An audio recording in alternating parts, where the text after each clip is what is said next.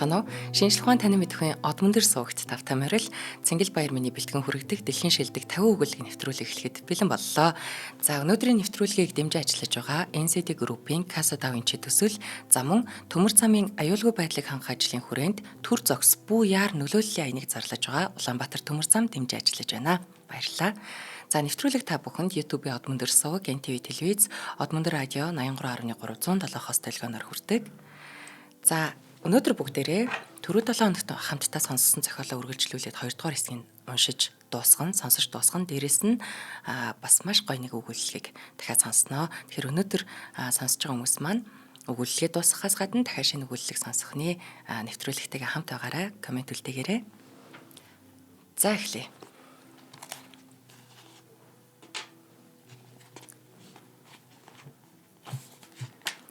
За өмнөх нэвтрүүлэг дээр уншсан зохиолчийнхаа нэрийг. Зохиолч Милан Кундера хөгшин цогцоос залуудаа зай тавиг 2 дугаар хэсэг. Тэгш заяа орчуулгаар.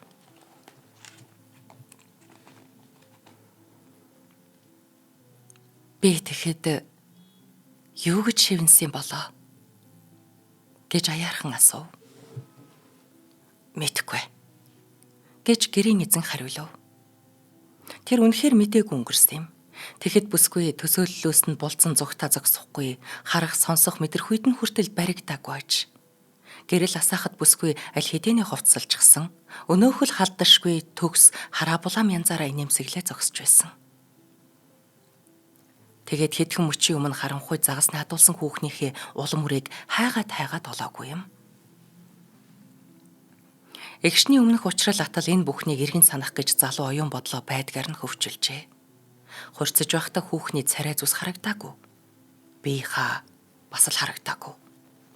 Ямар харагдаж байсныг төсөөлөх гэж хичнээн оролдсон ч амжилт олоогүй юм. Бүсгүй түүний төсөөллөөс бас л алдуурч оджээ. Тиймээс залуу дараагийн удаа заавал гэрэлтэй загас наадуулна гэж ам тангараг дотроо өргөсөн юм. Гэхдээ дараа гэж байгаагүй л дээ. Тэр өдрөөс хойш бүсгүй түүнээс тунчиг овчноор зугтсан юм. Тэдний дунд өрнөсөн янаг амрагийн явдал зүйрлэшгүй сайхан байсан ч гол ажил эхлэхээс өмнө яаж шуухан бүдэлснаа санахаас залууд ичгүүртэй байв. Тиймээс булзан зүгтах бүсгүйг буруутгах чадалгүй текст хийгээд орхисон. Ер нь тэгэхэд яагаад надаас тэгж их зугтсан юм бэ? За бололтоо гэж эмэгтэй ялдамхан дугарснаа. Олон жилийн өмнөх явдал болохоор ердөө санах юм алгадаа гэснээ дууга хураачав. Гэрээ эзэн хариу хэлхийг шалаад байсанд аргагүй тэгтээ.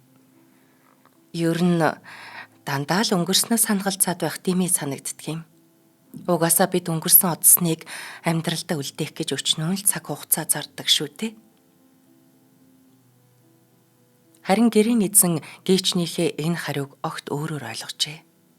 Өнгөрсөн одоогийн гих салангад хүн байхгүй. 15 жилийн өмнө эвтэйхэн аргалаа зүгтсэн бүсгүй одоо гар сунгахын зайд өдөөс нь хараад сууж байгаа эмэгтэй хоёр нэг л хүн гих няцаршгүй үннийг албаар сануулах гэсэн оролдлогоо гэж бодов. Чиний зөв шүү. Одоо цаг л бидэнд илүү чухал.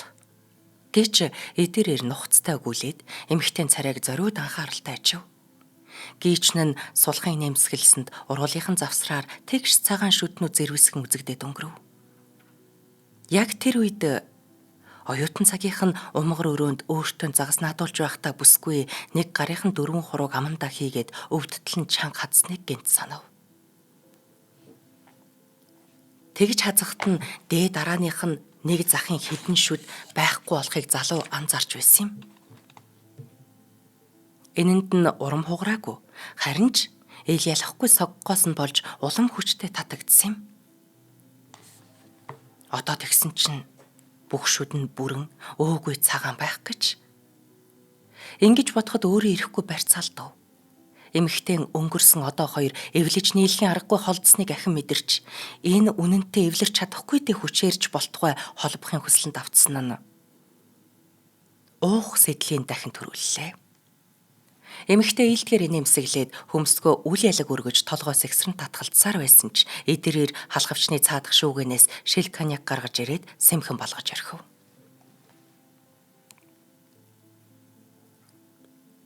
Амнаас нь сэнхийх үнэр юу хийснийг бариад өгчих вүдэ гэсэндээ хугас шил коньяка 2 хундагтай хамт барьсаар зочныхоо сууж байгаа ширээр өдөхөв. Эмэгтэй дахиад толгоос эксрэн татгалзахт нь "За яах вэ? Гүн чинь ёс төд юм да" гэж хэлээд өмнөх хундагнуудаа дүүргэв. Тэгээд "За. Чиний тухай зөвхөн одоо цаг дээр ярихын төлөө шүү" гэж хэлээд хундагтайгаа нэг амьсгаагаар хүнтэрч орхилоо. Харин эмэгтэй уруул хөргөختүүдийг болоод эргүүлэн тавьж харагдав. Гэрийн эзэн зочныхоо сууж байгаа сандлын түшлэг дээр хальтхан сандайлснаа гараас наатгаад авав.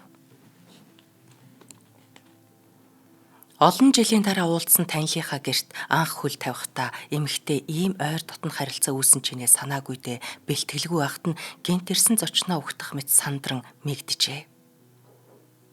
Энэ бол цэл залуухан бүсгүй, онх бэлтгэлгүй, эсвэл хараахан бэлэн биш байхдаа анх удаа үнсэлцэж үзэх шиг тийм л зүрх толиглуулсан мэдрэмж аж. Түүнчлэн хөгшин хүн нялх хүүхэд 2 төстэй болдог тэрэл хаширхам зүй тогтлын дагуу мөнөөх онх бэлтгэлгүй хараахан бэлэн биш үеуд ч өөр хоорондоо сэм холбоотой болж таарав. Гэрийн эзэн гээчнээ түшлэгтэй сандлаас нь буйдн руу аваачаад шунаглан тэрч хувцсных нь гаднаас тэмтчин инхрээлхэд хижээл эмэгтэй сулбухар би гарынх нь аясыг дуулуур таяа дагна.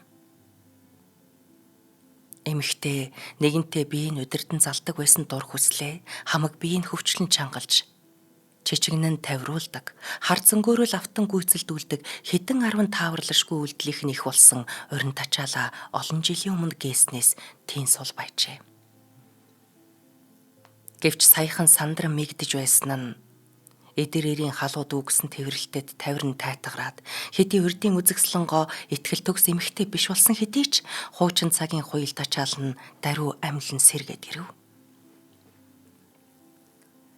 Янагийн ажилд гаргууд эмэгтэй аяг төрх, урин нарийн мэдрэмж. Эвдүүн зугуухан эвлэж, дэндүү удаа мэдрээгүй дур тачаалын хурцамт хамаг биеийн эзэмдээд ирэв. Хэдхэн хормын өмнө занганд орсон юм шиг сэрэмжлэн атраад сулбай хөвдсөн биеийн халуун янгаар хариу барих нь нэн таатай.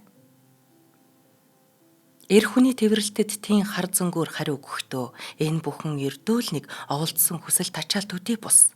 Өөрийнх нь сайн мэдэх, ерөөсө тэрэнд баяр багтал, эрч хүч авчрагч орон зайвалахыг мэдэрч, олон жилийн өмнө орхиж гарсан их нутагтаа эргэн ирж эзэн суусан мэт мэдрэмж төрөв. Яг энэ мөчөд хүүгийнхэн дүр төрх алс хол замхран одсон байв.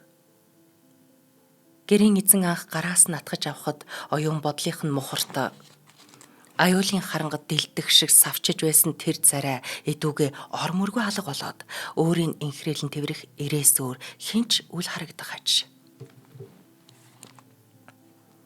Гэвч эдэрмэг уруулын ноцон үнсэж аманд нь хилээ оруулахаар тэмтчих агшинд өнөө их хуйл тачаал унтарч орхивоо. Эмэгтэй гинэ тухайн оржээ. Тэр даруй уруулаа тас жимийн тааламжгүй хар бит тагнаад нь яаж хурч амын дүүргэн чихэлтгийг төсөөлөн байж биеэ хөвчлэн эзэмдээд эдэрмэг ирийг аяархан түлхэв. Хэрэггүй, гуй, би хүсэхгүй байна. Гэрийн эзэн яаж ятгсан эмэгтэй гараас нь тас зуурчхаад гөжүүдлэн эсэргүүцсээр байв. Тэрч бүхэл тэдний хувьд ингэж байх нас биш. Янгийн ажил хийхэд дэндүү хөгштөн, тэглээ гэхэд хин хинээсээ жигшиж, гонсойхоос хэтрэхгүй, хоёр биеийнхээ дотн дурсамжид залуу сайхнаараа үлдээ гэж баахан учрлав. Ийм нөхцөлд үг дуугарах хэцүү байсан ч эдэрмэг эрийг номхдохын тулд ятгаж синхруулахээс өөр аргагүй болжээ. Одод хэдий бөхөж гэрлээ хумсан ч өчүүхэн хэлтэрхийн хаа нэгтээ гялтганан гялалдсаар байдгийг эмэгтэй ойлгосон аж. Зүс царай нь хэдий гундсан ч залуу насных нь гоо үзэгслэн энэ нэрийн дотор хадгалаатай байгаа. Чи миний залуу насыг өөр дотроо бодолдоо мөнхөл. Тэрнийгээ битгээс үтгэлтэй. Тэхийг би чам зөвшөөрч чадахгүй нь намайг ойлгоорой. Өөрийн үзэсгэлэнтэй сайхан хിവэрэ байна гэж ам шүд алдан эцсийн бүлэгт юу ч өөрчлөгддөггүй хүн ямагт хүн чигээрэл үлддэг хэмээн ятхан синхруулж байгаа эдэрмэг ирийн үг оргүй хоосон гэдгийг эмэгтэй сайтар ухаарч байв. Гэрийн эзэнч галбар төрхөө алдсан хөгшин эмэгтэйчүүдээс зориуд дөлөхдөө сүүлийн хэдэн жил нас залуу хүүхнүүдтэй учрах болсон. Тиймдээч хоосон толгойтой мулгуу хүүхнүүд л таардаг байсныг гашуунаар мэдэрчээ. Яг одоо өмнө нь байгаа эмэгтэйтэй ингэр зөрүүллээ гэхэд янгийн ажил нь ой гуцснаар төгсхийг. Цаашлаад өнөө хүртэл ой дуртатгалд нь үнэт эрдэн мэт гялалцсаар ирсэн үзэсгэлэнгоо бүсгүй дүр төрхийг шавар шавхай тутхан сарниулж болохыг ч тэр ойлгож байв. Гэвч саруул ухаанаар сайтар дэнсэлсэн шийдвэр нь сэрэл мэдрэмжтэй дийлдсэн сохор тачаалын өмнө хүчин мөхсдөг ажээ. 15 жилийн өмнө өөрийн тааваар хүрч халдаж чадаагүй эмэгтэй нь ердөө гар сунгах зайд өөдөөс нь хараад сууж байна шүү дээ. Өнгөрсөнд харах нь байтугай төсөөлж чадаагүй бүхнээ нөхөн гүйцэлдүүлж энэ л би хаа царай төрхийн өдрийн гэрэлд хантлаа ширтэж загас наадуулахдаа яаж хөдөлж дур тавихтаа ямар хөө царайтай болдгийг харах боломж гарлаа шүү дээ. Эдэрмэг ир эмэгтэй мөрөөр твэрч нүдрүү нэгтлэн ширтээд эсрэг үцэд нэмэргүй гэж хэлв. Нэвтрүүлгийн хамтран ажиллагчаар NCD Group-ийн Casa Da Vinci төсөл дэмжиж ажиллаж байна. За, Ярамгийн нүхтийн зам дагуу Арцдын аманд 23 га талбай дээр байрлаж байгаа бөгөөд найз нөхөд хайртай дотны хүмүүстэйгээ тухлан суух эдэлбэр газар, террас бүхий таунхаус болон нам давхар цөөн айлын кондо вилла зодснуудыг яг одоо санал болгож байгаамаа. Тэгэхээр кондо виллаг та бүхэн мань мэдж байгаа бах. Нэг давхартаа ердөө 2 айлтай, нэг барилгад 4-9 айл гээд нягтршил маш бага, зочны өрөө олгоно ингээд урагшаага нарлууга харсан гэдгээрээ маш онцлог ийм гоё төсөл байгаа. Таунхаус кондо вилла маань нүүж ороход бэлэн болсон 112-оос 260 м2 сонголттой байгаа. Мөн 2026 оны 3 дугаар үйлрэлт буюу энэ намар ашиглалтанд орох ээлжүүдтэй захиалга аваад эхэлчихсэн байгаа юм билээ. Та сонирхож байгаа бол борлуулалтын ажилтнтай холбогдож болно. 75 тэг 7 50 дугаараар холбогдоод загварын байруудаар нь зочилж үзэж болох юм аа. За яг одоо QR код гарч байгаа. Та кондо вилла зодсны боршууртай танилцж олно. Ингээд нэвтрүүлэг дэмжиж ажиллаж байгаа NCD Group-ийн Casa Da Vinci төсөлдөө баярлалаа. Дэмич нэг эсэргүүцээгүйгээ мэдэх болохоор эмэгтэй толгой сэгсрэв. Хүүхнүүдийн биед эрчүүд хэрхэн ханддгийг тэр харин ч нэг сайн мэднэ. Ямар ч халуун ухаар гал цогтой тэмүүлэл эмэгтэй хүний биеийн өө согог үзэмжгүй муухай төрхийг далдалж дийлэхгүй. Эмэгтэй залуу цагийн галбар төрхөө тэгтэл алдчихаагүй элээс нь настайгаа харьцуулах юм бол овор багтай харагддаг гэдгээ мэдэх боловч эхээс төрсэн биеэрээ зогсож гимэн үрчлэгдсэн хүзүү 10 жилийн өмнөх мэс заслын дараа гидсэнд нь үлдсэн сорив. Ов товхон буурал үсээ ил гаргах ёстой болно гэдгийг ч бас ойлгож байлаа. Мэдээж толгой дээр хүснээсээ тэгтлээ ичсэн биш л те. Нууцын орныг халахлагчаасаа л нэрлэхэж зовсон нь тэр.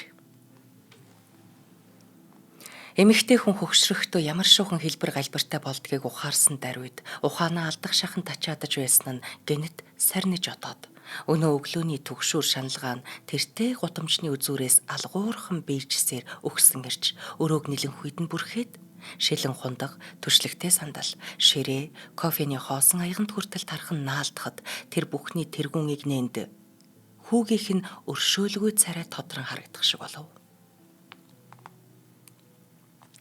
Хүүгийнхаа түрхийг олж харамгацсан эмэгтэйн сэтгэлд ичгүүр төрж өөрлөгөө улмал шигдэн бүгмээр санагдав.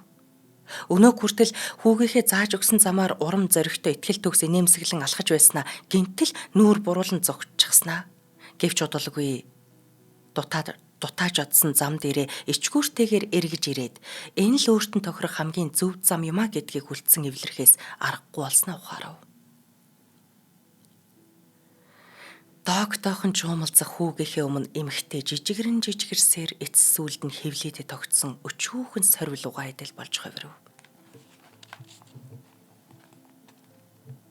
Гэрийн эзэн мөрөөр нь тэрч эсэргүүцэд нэмэргүй гэж давтсанд эмэгтэй хар зөнгөөрөө ахиатал толгоос эксрэв. Нүднийх нь өмнө идэрмгэр биш, үзэн ядах тусам өөрийн улам жижигрүүлж, ичгүүр доромж мэдрүүлэх атаадтайсан мэт хүүгийнхэн төрх тодрон үзэгдсэнд өөрийн мэдэлгүй агцас хийлээ. Эмэгтэй эмх замбраагүй олон бодлын орооцолдоон дунд төөрч явхдаа эцгийнх нь булчны хугацааг сунгаагүйг мэдээд уур унтуу улсаар өөдөөс нь дөхөж ирэх хүүгээ олж үзмэгц улаан нүүрлүү нь харж угаад эрс шийдэмгийн өнгөөр ийн хэлв. Хүү минь ээ, хөгшин цогцос залуудаа цай тавиг. Энэ бүхэн дургуцснаар төгснө гэдэгт идэрмгээр ёр эргэлдсэнгүй. Янгийн ажлын дараа эмэгтэй рүү харахаас чи ирэх нь гэдгээч мэдчихэв. Гэвч хамгийн жигтэй нь энэ бүхэн түүнд онцгийн ялгаагүй санагдсан юм. Харин ч эсэргээрээ тэгж дургутна гэхээс л эмэгтэйг улам хүсэмжлээд байлаа. Эмэгтэй биеийг тайлж унших гэсэн олон жилийн өмнөх биелээгүй хүсэл нь эдүгээ тайлж уншсандаа гутах гэсэн адын хүслээр солигджээ. Яагаад ингэж хүсэх болов? Манер өөрөө ухаарсан ч бай, үгүй ч бай. Энэ бол тэрний хувьд ховор боломж юм. Тэрний хувьд зочин нь өөрийнх нь хүртэж чадаагүй бүхнийг, алдаж гээсэн бүхнийг өөрийн халцарсан үстэй даржин амьдралтай арчаагүй хөгшин болгож хувиргасан бүхнийг төлөөлж байлаа. Өөрөө энийг сайтар ухаарсан уу? Эсвэл хар зөнгөөрөө таамагласан уу? Манерд өөрийн байн гоочилж байсан бүхний ач холбогдол өнгө төрхийг үгүйсгэн гутаах боломж гарч байгаа нь энэ юм болов уу? Тэгвэл тэр бүхнийг хүнд ч хэрэггүй устан мөхөл дүр төрх хий хоосон үнс буртаг төдий болгохыг илчлэнэ. Тэгж өөрт байхгүй бүхнээс багтай үш авч гутаанд доромжлох байв. Эдэрээр эсэргүүцэд нэмэргүй гэж дахин давтаад эмэгтэйг биедээ шахан тэврэв.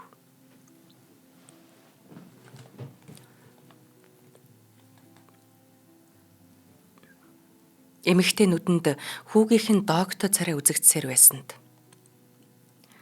намайг түр орхио тайл гэж гуйгаад эдэрмгэрийн халуу дүүгсэн тэврээс арайхийн мултарлаа. Тэгээд толгойдоо хөврөх түмэн бодлын урсгалыг чөлөөлөн тавьж хөгшин цогцос залуудаа зай тавьж өгөх учиртай. Хөшөө дурсгал гэж сайхан юм биш шүү дээ. Тийм ээ, хүү минь хөшөө дурсгал гэж сайхан юм биш гэж эмэгтэй дотроо хүүтэй хандан хэлв. Хүүгийнхэн царай хуухай цайж ээжээ та ч одоо яаж ингэж хэлж чадчихэна гэж хашгичхыг харахтаа эхийн багтав нэг сайн ханав. Мэдээж эмэгтэй өөрийгөө хизээч ийм зүйл хэлж зүрхлэхгүйг мэднэ. Гэхдээ энэ мөч бүхний утгыг хувиргах хурц гэрэлд өрнөж байна шүү дээ. Өнөө хүртэл үхшэрмэл хөшөө дурсгалыг амьдралаасаа дээгүүр тавьж ирсэн учраас эмэгтэй юр ойлгосонгүй. Одоо бол залуу насныхаа хөшөө дурсгалыг хөгшин үзэмжгүй биеэрээ баллаж чадхаа ухаарч байлаа. Дэрэгдэх эрен жинхийг царайчлан гуйж байна.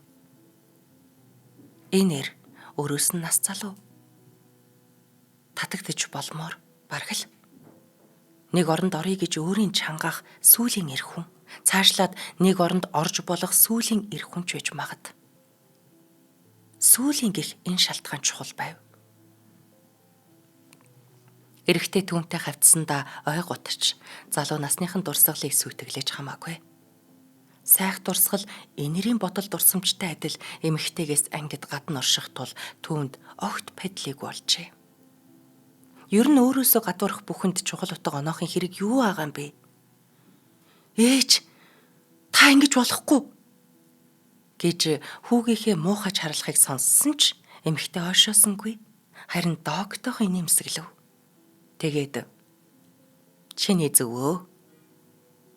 Гүнээр эсэргүүцээд яах юм бэ гэж хэлээд эмэгтэй босож Даашинзныхаа товчийг алгуурхан тайлж эхлэв.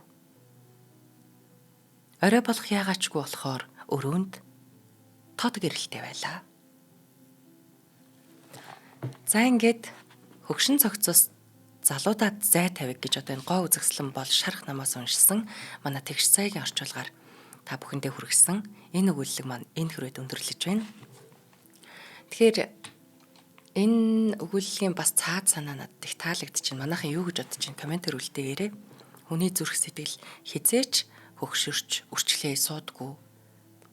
Залуу насны тэр сайхан хүсэл мөрөөдөл өөрийгөө мэдэрч байгаа байдал нь хүртэл тэр сайхнараа байж л байдаг. Тэгээд нэг юм зүгтж болдгоо одоо найрч гуйж болдгоо хорвоогийн жам гэж юм хөгшрөлт гэж юм байдаг. Энэ бүх зүйлтэй л одоо эсрэгцээд байгаа энэ хорвоогийн жамыг харуулахын тулд энэ зохиол бичигдсэн болов уу? Өөр утга санаа байна уу? Манайхан бас тэгтлээ үлдээгээрэй. Эмэгтэй хүмүүс ч гэлтгүй ер нь хүмүүс өөрийгөө л ганцхан гомдоогоод сайхан сэтгэлээр нэг тийм хуурах хамгаалах механизм нь ажиллаад тий уучлаарай энэ муу зүйл энэ хэцүү зүйл нөхрөө өнгөрснөөс хойш тэр амьдралыг тэр чигээр нь нөхрийнхөө хөшөө дурсгалын үр төлбөр яалаа илээ за хүүхдтэд таалагдахын тухайд ч ер нь юунд ч өөрийгөө зөлж өөрийгөө л ганцхан мартаж амьдарч байгаа энэ амьдрал бас их харамсалтай юм. Цаг хугацаа бүх юм эргэж ирэхгүй таны залуу сайхнаас эргэж ирэхгүй тэгээд тэр хорон мөч эргэж ирэхгүй хүүхдийн чинь байгаа цаг бас дахиж ирэхгүй та хэн нэгний хувьд сайн ээж хүүхдийнхээ хувьд сайн ээж сайн аав байх ёстой боловч та өөртөө бас аз жаргалтай энэ биеийг эдлэгч нь байх ёстой юм шүү. Мөрөөдлөө биелүүлэхийн хувьд сурч боловсрохын хувьд инээж халигж цалигхийн хувьд ч гэсэн та биеэ хэрхэн жаргаж байгаагаа бас нэг бодоод үзээрэй. Өгүүлэлийг сонсоход тэр хүн ямар асуудалтай ч юм уу ямар сэтгэлийн утсан дээр явж байгаагаас хамаарат бас өөрөөр л эмзэглэж ойлгоно. Надад бол яг уу нэрээ би ч өөрийгөө жаргаж чаддаг үлээ, би ч өөрийгөө хайрлаж чаддаг үлээ, би ч хүмүүсийн төлөө төрөөгүй шүү дээ. Өөрийгөө хайрлсан хүн чинь харин ч бусад хүмүүст бас л эргүүлээд хайрлах тэр боломж олгож байгаа штэ гэдэг утгаараа надад их гүн гүнзгий буулаа. Тэгэхээр аль ч насандаа хүн гоо үзэсгэлэнтэй сайхан шүү. Зөвхөн залуу наснд үзэсгэлэн гоо сайхан юм байдгийн биш шүү гэж бас хэлмээр байна. За таалагдлаа маш сайхан зохиол байлаа. Одоо та нартай үргэлжлүүлээд бас нэг хөөрхөн өгүүлэлийг сонсгоноо. Нэвтрүүлгийн хамтран ажиллагчаар төмөр замын гармын аюулгүй байдлыг хангах ажлын хүрээнд төр зогс бүү яар нөлөөллийн анги зарлаж байгаа Улаанбаатар төмөр зам дэмжиж ажиллаж байна. Баярлалаа. За тэгэхээр Улаанбаатар төмөр зам олон улсын төмөр замын холбоонд элсэн орсон 2013 оноос эхлээд олон улсын гармын мэдлэг дэвшлүүлэх өдрийг тэмдэглэн өнгөрүүлж байна. Ингэхдээ төмөр замын гарман дээр гарч байгаа осол зөрчлийг бууруулах зорилгоор тээврийн эрхслийн жолооч явган зорчигчдод хандсан сурчлагаа зохион байгуулсаар ирсэн. За учир нь гэвэл галт тэрэгний яаралтай тормос хийсэн тохиолдол бүрийн цаана Улаанбаатар төмөр замд бүр маш их хохирол учирдаг юм байна. Улаанбаатар төмөр замын хэмжээнд яаралтай тормос хийсэн судалгааг бүгдээрээ сүүлийн 4 жилээр нь харъя. 2022 онд гэхэд 53 удаа 906 минут, 2023 онд гэхэд 46 удаа 786 минут, 2024 онд 52 удаа 889 минут, 25 онд гэхэд 55 удаа буюу 941 минут тус хөдөлгөөн саатаад нийтдээ бүр 61 цаг галт тэрэгний хөдөлгөөн саатуулсан ийм тохиолдол бүртгэгдсэн байна. Хэрийг хинээс олж байгаа вэ? Биднээс олж байгаа. Галт тэрэгний хөдөлгөөн тасралтгүй найдвартай байдал алдагдана гэдэг бол түлш зарцуулалтаас гадна галт тэрэгний цагийн хуваар алдагдаж араасаа цагтаа хөдлөх байсан олон галт тэрэгний хөдөлгөөн саатаад байна л гэсэн үг. Тэгэхээр Улаанбаатар төмөр зам бол олон улсын төмөр замын хамтын ажиллагааны байгууллагын гишүүн учраас өөрийн дэд бүтцээр дамжин өнгөрч байгаа өнгөрүүлэх олон улсын галт тэрэгний цагийн хуваарийг бас ягштал баримтлах тогтсон цагт багтаагаад дараагийн төмөр замд хүлээлт өгөх ийм үүрэгтэй ажиллаж байгаа шүү дээ. Тэгээ ослын шинжээч нарын дүгнэлтээр бол жолооч нарын бүр 90 гаруй хувь нь за ингээд гарч амжнаа гэд галт тэрэгний хөдөлгөөний урдуур ордгоо гэсэн ийм дүн шинжилгээ гарсан байдаг. Тэгэхээр бид тийм төр зур хүлээж болно. Төмөр зам бол тэр галт тэрэг бол тэрийг ослын зогсолт хийхийн тулд маш их зарлага, маш их хариуцлага цаана алдагдчихж байгаа юм шүү гэдгийг бид ухамсартайгаар бодож хэсэгхэн ч гэсэн төр зогсоод хүлээж хүндэлж сурья. За ингээд нэвтрүүлгийг дэмжиж ажиллаж байгаа төмөр замын гармын аюулгүй байдлыг хангах Ажлын хүрээнд төр зогс бүү яар нөлөөллийн аянг зарлаж байгаа Улаанбаатар төмөр замдаа баярлалаа. Төр зогс бүү яар. За дараагийн зохиол. За Хятадын уран зохиолд энэ 20 дугаар зуунд мандан бадарсан бүр нэлээд нэр хүндтэй зохиолч болох Ван Цинци гэж энэ хүний зохиолыг хамтдаа сонсно. Энэ хүн болохоор хүнлэг инэрэнгүү үзлийг дэлгэрүүлэгч гэж явдаг. За жинхэнэ уран зохиолч Тэнгэрийн доорх сүүлчийн эрдэмт хүмүүнч гэж хүртэл одоо алдаршсан байдаг. Энэ хүний бичлэлт нь өөрөө амьдралын тэр энгийн сайхан зүйлсээс маш нарийн утга учруудыг улс төр нийгмийн хэмжээнд авч үзэж ингэж бичдэг. Чимэг болгож бичдэг ийм гоё зохиолч байгаа. Энэ хүний нэг богино өгүүлэлгийг хамтдаа сонсъё. Энэ өгүүлэлэг бол 1983 онд бичигдчихсэн ийм өгүүлэлэг юм байна. Зохиолч Ван Цинци жижиг гартай чин анд гэрлийн орчуулгаар. Эртээ цагт манай тосгонд их барихын эмч барагтай бол байсангүй. Хөлхөнд эмэгтэй амарчих юм бол их барьдаг авгааг дуудана. Гэхдээ айл болгон өөрийн гэсэн их барьдаг хүнтэй байлаа. Нэг гэрийн эмс хүүхнүүд тэрл хүний гараар хоёр яс сална шүү дээ. Тэгэд ч энэ мэт нарийн нандин хэрэгт гадны хүнд итгэлтгүй өөрийн гэсэн их барьдаг хүнтэй байх учиртай байсан юм. Өөрийн хүн тухайн айлын ёс жаягийг андахгүйгээс гадна хэнээр туслуулахаа ч сайн мэднэ шүү дээ. Хүмүүс итгэсэн нэгнээ алтан гартаа химэн хүндэлж дэргэд байхад эсэн минь амарчин гэдэгтээ өчүүхэнч эргэлздэггүй бол их барьдаг авгаачууд харин эсрэгээрээ өдөр болгон л дарихад хүж зул өргөн ажил төрлөө амгалан байгаасай гэж даатгадаг. Ийм байхад эрэгтэй эмч залж амаржих хүн олдгсон билүү? Манай тосгоны хувьд ангаахын сургуульд голцоо хүн хөвгүүдэл суралцсан. Тэр дунд насаараа нөхөрт гараагүй Ли Хуалиан гэж охин ганцаараа эмэгтэй эмч болж байсан юм. Гэхдээ дотрын эмч болохоор их барихгүй л дээ. Эрчүүдийн тухайд эмэгтэйчүүд их барихын эмч болохыг ихээхэн дорд үзэх учраа гагцхүү жижиг гартай чин л энэ талдаа мэрэгшсэн юм. Мань хүний гар эмс хүүхнийхээс жижигхэн, эвлэгхэн учраас ийм хожтой болсон юм. Ураг буруу байрлсан, хөлөөрөө төрүүлсэн зэрэг хүндрэлтэй төрөлтийн үед их үр хоёрыг тэрэн шиг аврах ачтан үгүй байлаа. Чиний гар зөөлөн бас жижигхэн учраас эмс хүүхнүүд чин эмчээр их бариулахтаа дуртай байсан юм. Гэлээч чинэлэг айлууд мөнөөх хэрэг залж дуудах нь ховор. Бүр нэг арга мухардсан үедээ л хэл хургүүлдэг юм. Харин дундаж болоод зутруухан аж байдалтай хүмүүс эр хүн их барьж авахаас ёр сэжиглэж цэрвэхгүй. Хүүхэд нь буруу байрлсан бол их барьдаг авгаачууд "Хүүшээ, жижиг гартай чаныг дуудуулаа" гэлцэн. Тосгоныхон тэрнийг жижиг гарт гэсээр жинхэнэ нэрийнч мартаж өргсөн юм да. Амаржих үед их үр хоёрын амь нас их баригчийн гарт байдгийм хойно энд өчүүхэн ч алдаа гаргаж үл болно. Манай жижиг гартай чин цагаан зүсмийн морьтой байж үлээ. Адуу мэдэх хүн уг морийг хөнгөн явдалтай гин. Тосгоны эргэн тойронд ус намаг ихтэй учраас тэр хавьд адуутай айл нүднийг юм байсан юм. Тиймдээч морьт зэрэг дайрч өнгөрөх бүрээд улс амтан нүдээ хужирлахаар гудамд гарна. Иннээс өөр үед зөвхөн жижиг гартай чин л цагаан морио давируулж яваа харагддаг юм. Иймдээч яванда тэрнийг цагаан мориунсан жижиг гартай чин гэлцэх боллоо.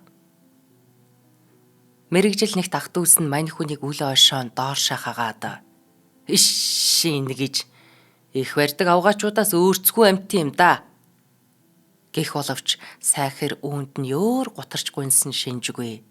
Хин нэгэн амарчхан гэд дуудах юм бол даруй мориндоо сундлан давхсаар очдог байлаа. Амарчих гэж байгаа ихч морины хүзүүнд уйсан хонхны жингэнэх дуунаар баахан уужирнаа. Жижиг гартай чин залсан айлынхаа гадаа ирмэгцээ мориноосоо өсрөн бууж даруй дотог шороод удаж төдөлгүй. Гэхдээ яг хаяатаа бол удах нь биэлтэй. Шин төрсөн яран уйлах дуу хадахад хөлсөн цовсон хүн "За баяр хүргэе. Их үр хоёр эсэн мэд сайхан амарчлаа" гэсээр Гэрийн эзэнд ёслох үед цаадах нь маа сайдла инээж талархсны хариу болгон улаан дөхтөө бариваас уг дөхтөөг нээлгүй шуудхан халаасалж аваад гараа угааж цайлаад за болгоно хэмээсээр мориндоо мордон давхиж одно. Энэ үест морины хүзэн дуйсан хонх жинхэнэ жингэнсээр холдон замхардагсан. Айда жижиг гартай чинь олон ч хүний амийг аварсан юм. Нэг удаа тосгонд маань холбооны цэрэг ирдэг юм байна. Тэр жилүүдэд иргэний дайн дэгдэж бидний хэлдгээр бол үндэсний хувьсгалт айран буюу коменданыхан Сун Чонфаны айрамтай тулалдаж явлаа. Сун Чонфан бэр өөрийгөө 5 мужийн армийн ерөнхий командлагчаар зарлан тунхаглаж цэрэгээ холбооны цэрэг гэж нэрийдсэн юмдаг. Холбооны цэрэгийн нэг хороо Тэнгэрийн эвгээлийн сүмд байрлсан юм. Хорон даргын тулгар биетэй ихнэр за татварч юм уу хэмэдэхвэ ямартай ч амарж чадалгүй ихээ зовоосон юмдаг. Тэгээд их барьдаг авгаачуудыг удаа дараа дуудсан ч нэмэр болсонгүй. Хөөхий ам тэмцэх эмэгтэй эгээл нядлуулж байгаа гахаа шиг чаралсаар байсанд арга буюу жижиг гартай чэнийг дуудууллаа. Тэрнийг Тэнгэрийн эвгээлийн сүмд хурч очиход байх суух газраа олж ядан нааш цааш холихох хорон дарга. За нөхөр минь ихвэр хоёрын амийг аврахгүй бол толгойг үгэж мэдэрээч гэсээр их дуугаар зандарсан юм. Жижиг гартай чинч хөлсөө цувруулан үдсээр мах мариатай өнөөх эмэгтэйг 9 минут амаржуулж тэнхэлгүй болон гуйж дайвсаар дотроос гарч ирсэн юм. Хорон дарга баяр хүргэе. Та хүүтэй оллоо. За төв утсан дөршөөрөө. За ийшээ ор. Гэж хорон дарга тансаг эдээ ундаагаар зассан ширээн дөрөв. Тэгэхэд салаан дарга нар ширээнээ сууж хамт найрлсанд жижиг гартай чинь 2 жүнз архи тогтоосон юм. Ингээд хорон дарга 20 мөнгөн зоос тоолж. За. Энийг чамд баг гэж бүү чамлаарай. Гэсээр атгуулвал чинь яадаг вүлээ? Гү ийм их шан харамж өгөөд хэрэггүй дээ гэж цааргалсан ч хорон даргын ширүүн харцсан дор арга буюу халаасалж жүнцтэй архиа барьчихаад за болгоно гэхэд мөнөөх дарга за ингээд явдаа гэж түүнийг үдэж гаргалаа. Жижиг гартай чинь Тэнгэрийн эвгээлийн сүмээс гарч мориндоо мордоход буун дуу тас хийж их баригч эмч маань газар үхэдхийн унваа. Энэ муу ер нь миний эмэгтэйд гар хүрдэг хийн? Эхнэрт минь надаас өөр хинч гар хүрхгүй. Адгийн новш. Гэж харааж зөвхөх хорон дарга бачууртлаа ууралсан нь энэ буюу. За өгүүлэлэг маань энэ хүрээд өндөрлөлөө. За сонссон хүмүүс маань гоо үзэсгэлэн бол шарах номоос уншсан хөгшин цогцос залуудаа зай тавиг. За сая сүүлд уншсан жижиг гартай чин буюу анд гэрлийн орчуулгаар уншсан энэ зохиол бас ямар санагдав, юу бодогдов, сэтгэлээ үлдээгээрэй. Гоё үнэн сэтгэлээсээ сэтгэл үлдээдэг хүмүүсийнхээ комент болгоныг би уншдаг шүү. Тэгээ энэ зохиол бас их саяны тэр One Cent-ийн зохиол. Мэдээж яг нэг улс төрийн байдал нь нөлөөлж जैन тий цаг үед тэр үед нийгэм улс төр нь ямар байсан тэр үеийн тэр харгас хэрцгий дарга энгийн иргэн тэр хүмүүс хувь хувьдаа бас л үүргээ гүйцэтгээд явж байгаа байтал ямар муухай ихэрхүү дээрлэхүү хандж байгаа байдлыг гаргахыг хүссэн баах. Дээрээс нь тэр ээр юм хүмүүс их барихгүй дээр яригдж байгаа тэр нийгмийн амьдралын янз бүрийн төвшний ялгаануудыг бас чигтгэж гаргасан байгаа санагдлаа. Манайханд юу бодогдов? Сэтгэлээ үлдээгээрэй. За тэгэхээр та нартаа одоо өгүүлэлийг сонгохын тухайд бол хэмжээний хувьд яг 45 минутын нэвтрүүлэгт сонгогдох хэмжээ гэдэг бол их өөр үт юм байна. Манайхан тэр ч ном гоё, энэ ч ном гоё гэд хэрвээ одоо санаанд нь ороод л бодогдоод байдаг бол Яг тэгж бодсон зохиолууд өөрөө нэвтрүүлгийн цагт таарахгүй, дээрэс нь нэг зохиолыг 2 3 нэвтрүүлэг болгож салгах юм бол бас хүмүүсийн анхаарал сарних гад байдаг учраас нэвтрүүлгийн 45 минут таарах зохиол гэдэг бас хайгуул ихтэй л байдаг юм байна шүү. Тийм учраас таны санаанд байгаа янзын сайхан өгүүлэлтч хэрэг уншигдахгүй байгаа бол бас тийм шалтгаанууд байдаг юм шүү гэдгийг бодоорой. За тэгээд энэ өмнөх зохиолын гоо үзэсгэлэн бол шарах тэр идэрмэг ир гэж айгүй их дурддагцсныг идэр гэж яриа л да гэсэн байсан.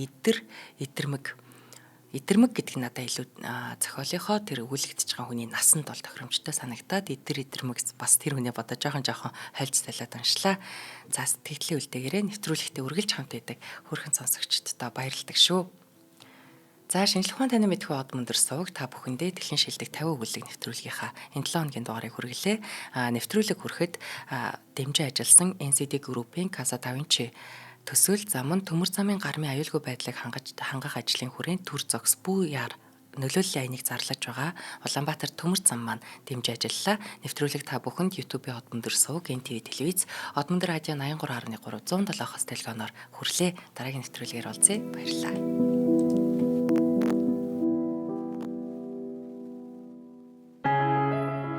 Нэвтрүүлгийг хүлээн авсан Нарны аймгийн монголчуудаа баярлалаа.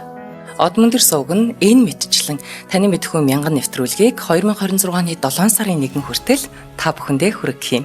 Их хэлээрээ шинжлэх ухаан танин мэдхүйг түгээхийн үлсэд нэгтгэх хүсвэл та бидэнд хандив өгөх боломжтой. Жилдээ ганцхан удаа 100,000 төгрөгөөр биднийг дэмжснээр шинжлэх ухаан танин мэдхүйг түгээх энэ үйл хэрэг амжилттай үргэлжлэх юм. Од мөндөр нэр дээрх Худалдаа өвчлийн банкны дансгаа 4191 тэг 4518. Та 100,000 төгрөгөөр шилжүүлэхдээ гүйлгээний утга дээр нь өөрийн нэр болон утасны дугаараа заавал бичээрэй. 100,000 төгрөг хандалснаар од мөндөр сувгийн алтан гишүүн болох юм а. Шинжлэх ухаан танин мэдхүй Монголд ялах болтугай.